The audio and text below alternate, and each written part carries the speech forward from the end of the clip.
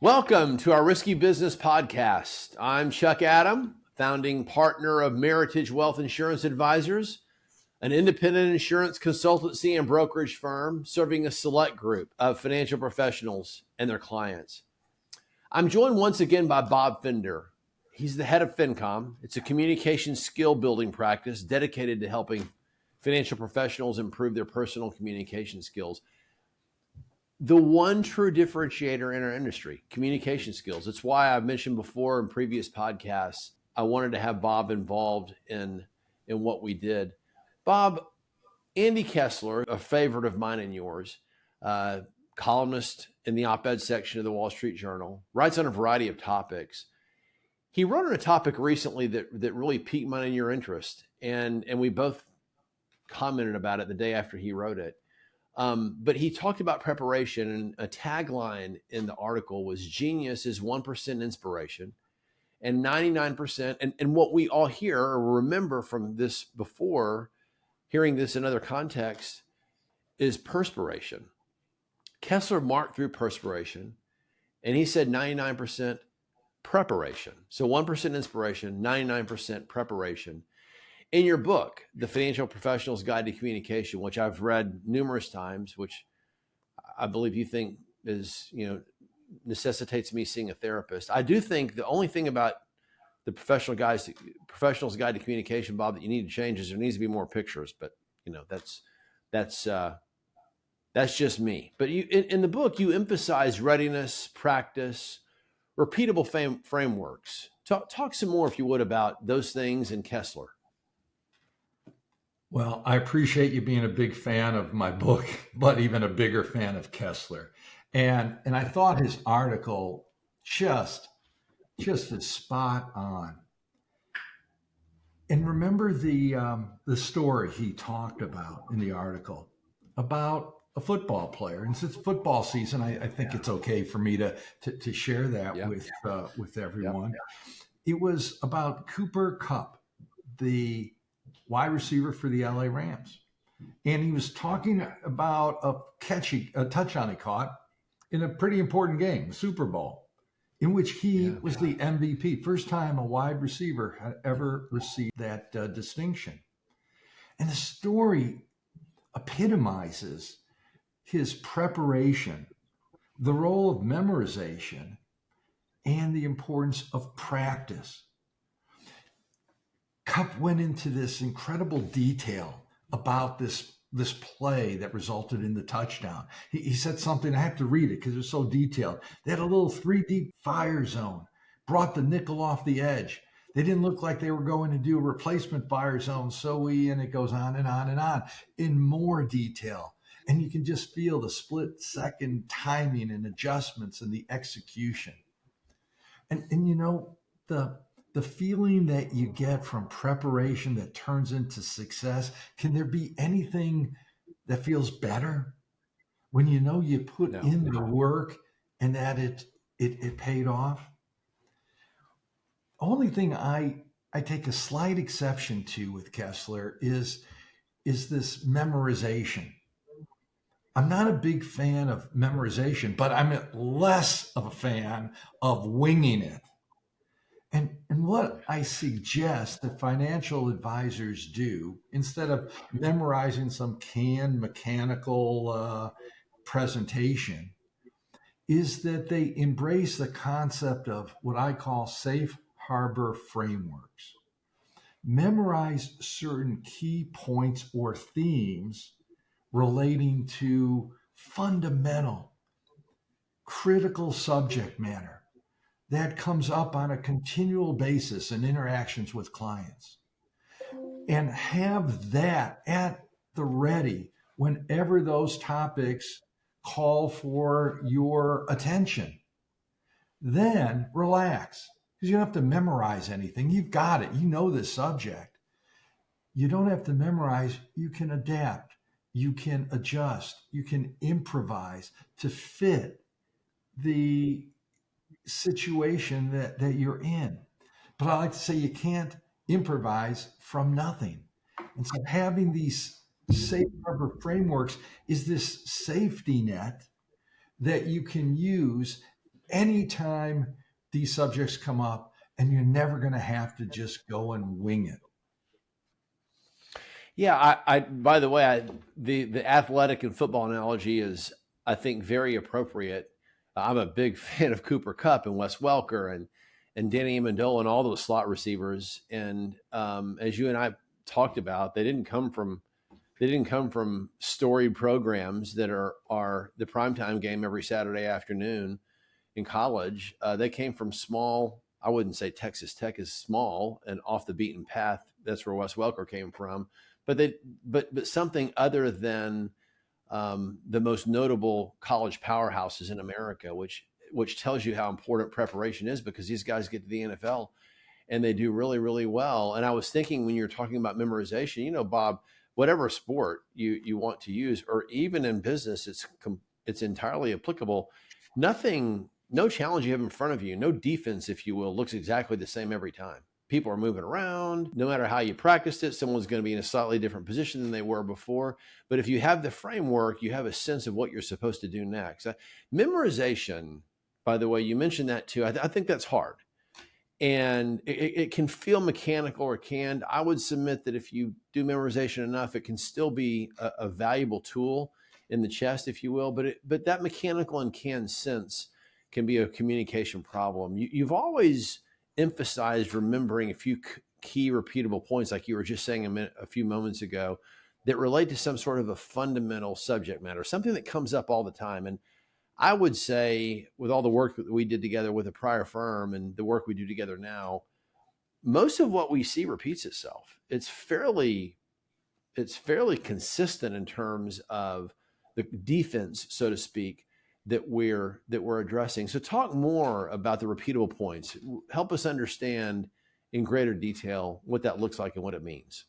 Well, in our first podcast, we talked about the most fundamental of all safe harbors: an advisor's description, explanation of what he or she does, his or her value proposition, and the safe harbor of BMPTW. Just remember BMPTW and what that stands for: building, managing, protecting, and transitioning wealth. Isn't that the essence of what a financial advisor does? They just don't manage assets. They don't just manage investments. They build, manage, protect, and help clients transition wealth.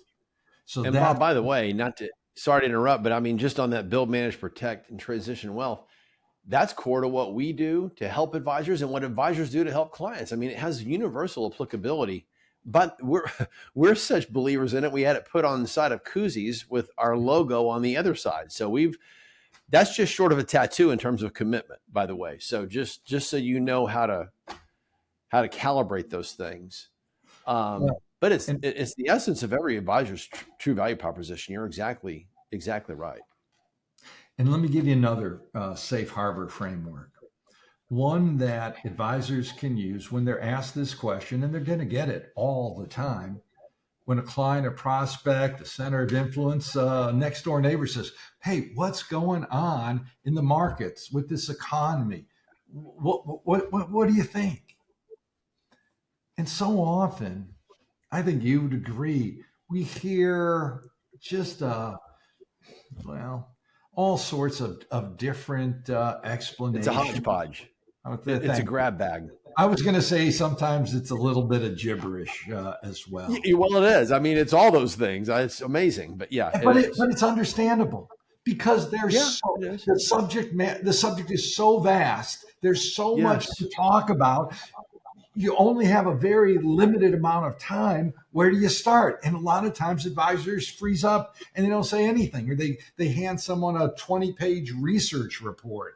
And it's because we're inundating people with information about this subject. Advisors don't know what to say. So here's what they can do.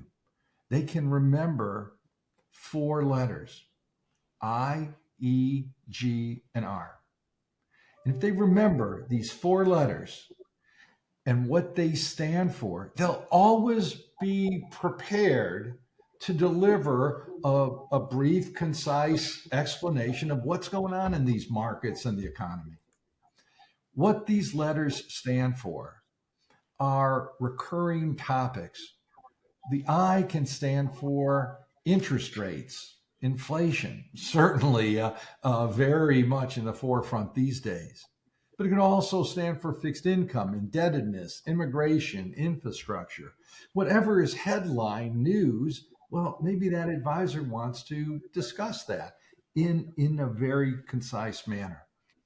But you don't want to just focus on the I. The E is more about the US economy and the earnings in the equity markets, employment, energy, pretty big down in Texas, and the election or the consequences of what's going on with our elected officials and their policies and behaviors and how it's affecting Wall Street and Main Street.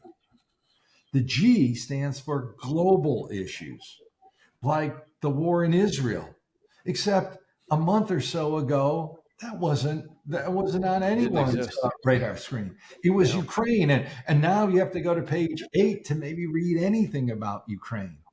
Or you can talk about China or the Eurozone or emerging or developing markets, all sorts of issues. There's plenty out there. My suggestion is you have a few important and interesting comments on each of these three areas. But you know what? An advisor can't control any of that. Can't control interest rates, can't control earnings, certainly, unfortunately, can't control geopolitical issues. But that's why the R is part of IEGR. And all of that builds up to reminding clients what the advisor's main role is to help them manage risk. And risk is not one dimensional. Advisors help their clients manage portfolio risk, non-portfolio risk using insurance and other asset protection strategies.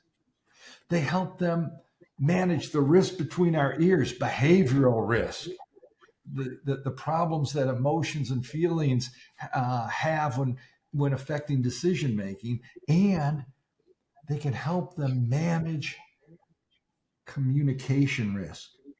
The risk of keeping things to themselves and not sharing what's going on inside and not expressing themselves in a clear manner. That is what is everlasting. The news is going to change every day, but managing risk is something that will be a part and parcel of what advisors do for their clients throughout their relationship. Yeah, I want to talk about communication risk, Bob, because communication risk, in my estimation, is oftentimes misunderstood, and I believe it's the most important component in a successful financial practice. Communication risk is a two-way street. We think of it as a one-way street. We think of it as what we say, how we say it, what our body language is, what the inflection of our voice is. It's more than that. This week's R component in IEGR, which, by the way, is required reading for me on Monday mornings. I'm an early riser. I get up, I read IEGR because you send it Saturday afternoon every week. And but this week's R component was communication risk, and not what we say, but how we don't listen. Specifically, not listening to other people with our full interest and attention, and not having the time to think about their situation, asking them questions that are leading to some conclusion we find important instead of understanding where they want to go because of what's important to them. But it really resonated with me, and it really has an endless shelf life compared to the elements of IEGR. You could go on and on. The depth of communication risk is immense. Thank you very much for joining us for RiSKi Business. If you'd like more information about anything we've covered, or if you'd like to receive a complimentary copy of IEGR so you can check it out for yourself, or if you have any other non-portfolio risk management issues you'd like to discuss, please don't hesitate to reach out to me. And remember, be careful because it's risky out there.